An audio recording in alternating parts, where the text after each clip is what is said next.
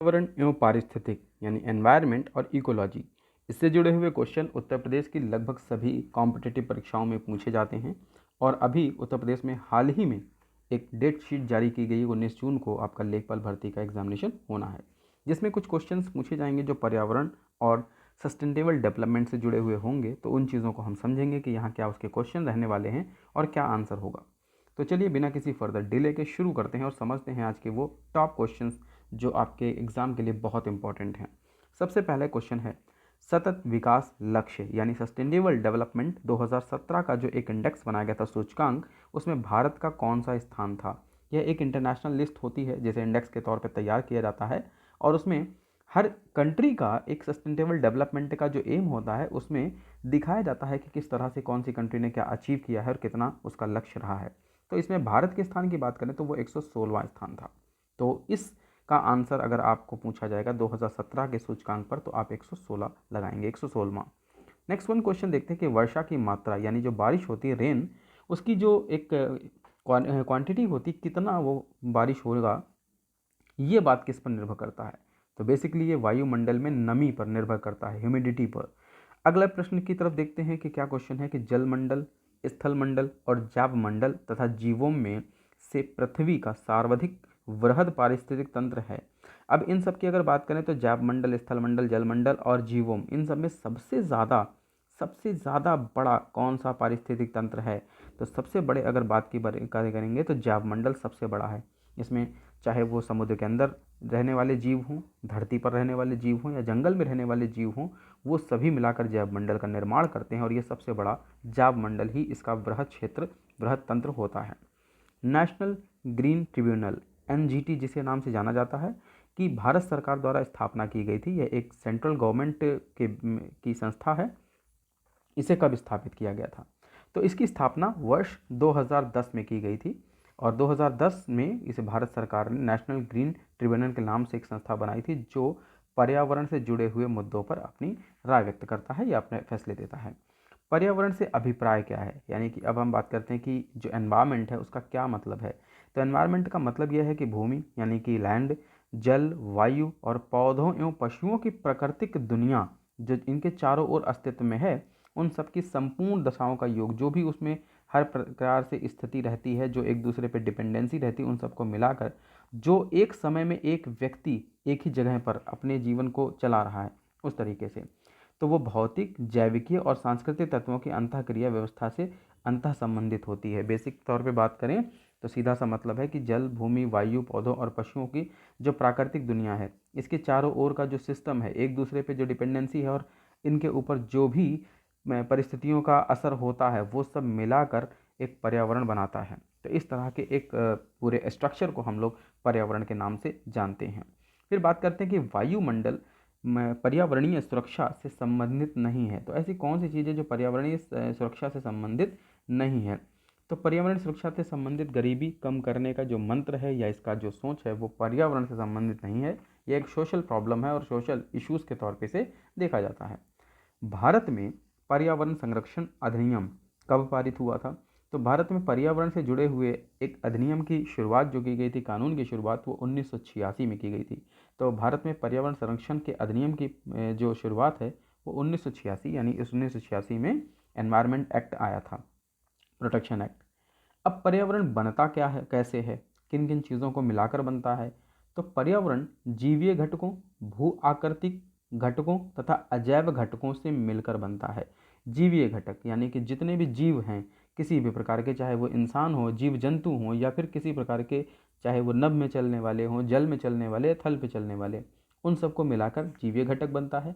फिर भू आकृतियाँ, पहाड़, पर्वत, नदी, मैदानी क्षेत्र, इन सब की भू आकृतियाँ जो हैं, परिस्थितियाँ, उन सबको मिलाकर बनता है।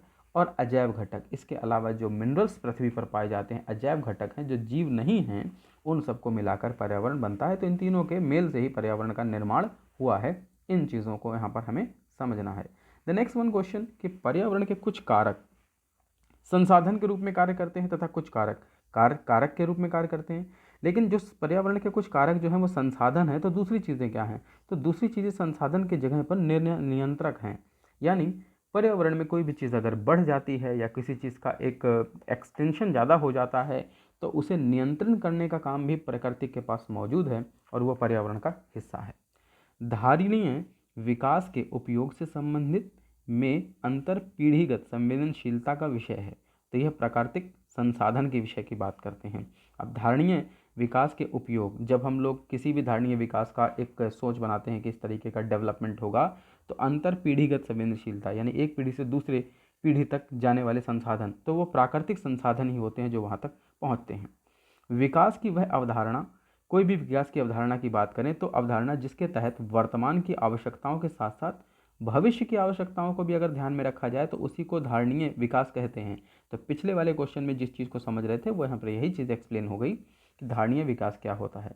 तो एक अनुमान, एक्सपेक्टेशन, जो हम एक एजम्पशन करते हैं कि हमारा फ्यूचर डेवलपमेंट इस तरीके से होगा, दैट कॉल द धारणीय विकास, वो कहलाता है।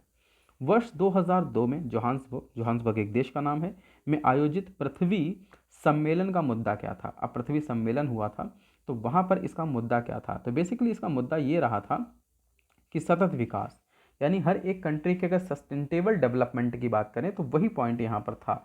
अब ये सतत विकास एग्जैक्टली क्या होता है, तो सतत विकास का मतलब है हर क्षेत्र में, हर जगह, हर तरीके का विकास। सपोज आप अलग अलग कॉन्टिनेंट में रहते हैं, 7 कॉन्टिनेंट पूरे वर्ल्ड में है, तो अलग अलग कॉन्टिनेंट में रहने वाले लोग, अगर अमेरिका का डेवलपमेंट ज़्यादा हो रहा है फिजिकल फीचर्स का, या इंडिया का कम हो रहा है, या किसी और कंट्री की बात कर लें, या दूसरे कॉन्टिनेंट की बात कर लें, यूरोप की या फिर रशिया की, वहाँ ज़्यादा या कम हो रहा है, तो ये सस्टेनेबल डेवलपमेंट नहीं कहलाएगा। अगर सभी जगह पर डेवलपमेंट बराबर तौर पे चल रहा है तो that call the sustainable development, जिसे हम सतत विकास के नाम से जानेंगे। फिर बात करते हैं संयुक्त राष्ट्र संघ ने सतत विकास के लक्ष्यों को, सस्टेनेबल डेवलपमेंट को, गोल्स को, जो SDGs के नाम से जाना जाता है, का निर्धारण किया था। वे कुल कितने हैं, तो उन्होंने कुल 17 पॉइंट्स को निर्धारण किया था कि 17 इन पॉइंट्स पर ध्यान दिया जाएगा जिससे हमारे इस डेवलपमेंट का जो एक प्रोसेस है वो अच्छे से आगे किया जा सके। एंड द नेक्स्ट वन की बात करते हैं कि सतत विकास लक्ष्यों को प्राप्त करने के लिए प्रगति की दिशा में विभिन्न देशों द्वारा किए गए प्रयासों की प्रगति जानने हेतु किस चीज़ का निर्माण किया गया था। तो ये एक इंडेक्स तैयार किया गया था सस्टेनेबल डेवलपमेंट, जिसकी अभी बात कर रहे थे कि भारत का इसमें 116वां नंबर है। तो उस एक सस्टेनेबल डेवलपमेंट इंडेक्स बनाया गया था जो वर्ल्ड में सभी कंट्री के डेवलपमेंट की रिपोर्ट्स को तैयार करके शो करता है, उस इंडेक्स में उनके लेवल को दिखाता है। तो ये चीज़ जो है सस्टेनेबल डेवलपमेंट इंडेक्स की तैयारी की गई थी जिसके माध्यम से इन लक्ष्यों को प्राप्त किया जा सके। विश्व पर्यावरण दिवस मनाया जाता है, बहुत इंपॉर्टेंट क्वेश्चन कि कब मनाया जाता है, तो यह 5 जून को प्रत्येक वर्ष विश्व पर्यावरण दिवस मनाया जाता है। आगे बात करते हैं कि पृथ्वी पर पाए जाने वाले भूमि, जल, वायु, पेड़ पौधों, जीव जंतुओं के समूह जो हमारे चारों ओर मौजूद हैं, सामूहिक रूप से क्या कहलाते हैं, तो सामूहिक रूप से हम इन्हें पर्यावरण के नाम से ही जानते हैं जब ये हमारे चारों तरफ एक समय में एक साथ विकास के दर पर अग्रसर होते हैं या एक साथ कार्य कर रहे होते हैं। पर्यावरण किसी जीव के चारों तरफ घिरे भौतिक एवं जैविक दशाओं या उनके साथ अंतःक्रिया को सम्मिलित करता है। तो ये पर्यावरण संरक्षण अधिनियम 1986 की परिभाषा के अनुसार है, जिसमें ये बताया गया है कि इस तरीके के डेवलपमेंट को हमें इसमें रखना है। तो आई होप कि आज की ये चीज़ें आपको बहुत क्लियर हुई होंगी और ये आपके अपकमिंग एग्जामिनेशन लेखपाल के लिए बहुत इंपॉर्टेंट साबित होने वाला है। और ऐसी सीरीज़ के साथ हम चल रहे हैं तो आप इस चैनल पर बने रहें ताकि आगे आने वाली सीरीज़ को आप मिस ना करें।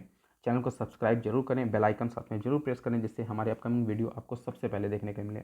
Okay, thank you everyone, and फिर एक नेक्स्ट वीडियो में हम आपके साथ मिलेंगे।